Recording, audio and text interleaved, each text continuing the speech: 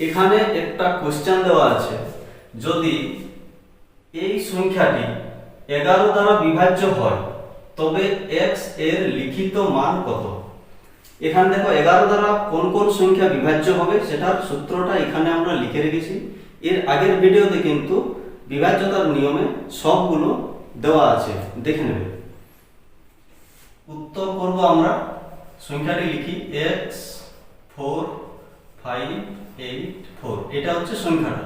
কি বলেছে, কোন সংখ্যার জোড় ও বিজোড় স্থানের অঙ্কগুলির যোগফলের বিয়োগফল 0 হলে অথবা 11 দ্বারা বিভাজ্য হলে সংখ্যাটি অবশ্যই 11 দ্বারা বিভাজ্য হবে।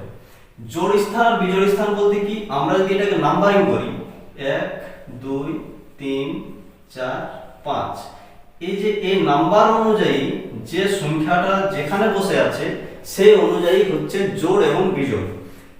তাহলে বিজোড় কত, 1 3 আর 5, মানে এই x 5 আর এই 4 এগুলো হচ্ছে বিজোড় স্থানে, আর 2 আর 4 স্থানে কি কি আছে, 4 আছে আর 8 আছে, এগুলো হচ্ছে জোড় স্থানে।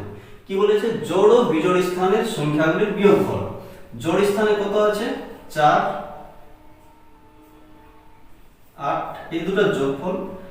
আর বিজোড় স্থানের যোগফল কি, x প্লাস 5 প্লাস 4। এই দুটোর বিয়োগফল বলেছে 0 হতে হবে অথবা 11 দ্বারা বিভাজ্য হতে হবে। কত হবে, এটা হচ্ছে 12 মাইনাস x প্লাস 5 আছে 9। এখন x এর মান বার করতে হবে, সেটাই হবে উত্তর। তাহলে x এর জায়গায় কত বসালে আমাদের 12 থেকে বিয়োগ করলে 0 হবে অথবা 11 দ্বারা বিভাজ্য হতে হবে। তাহলে দেখো 12 বিযুক্ত x এর মান যদি আমরা 3 বসাই, 9 আর 3 12 হচ্ছে, মানে 12 মাইনাস 12 সমান 0। শর্ত অনুযায়ী এই দুটোর বিয়োগফল 0 হয়েছে। তাহলে x এর মান 3 বসানো হলে এই সংখ্যাটি 11 দ্বারা সম্পূর্ণরূপে বিভাজ্য হবে। তাহলে অপশন অনুযায়ী সি হচ্ছে, মানে 3, এটা আমাদের উত্তর।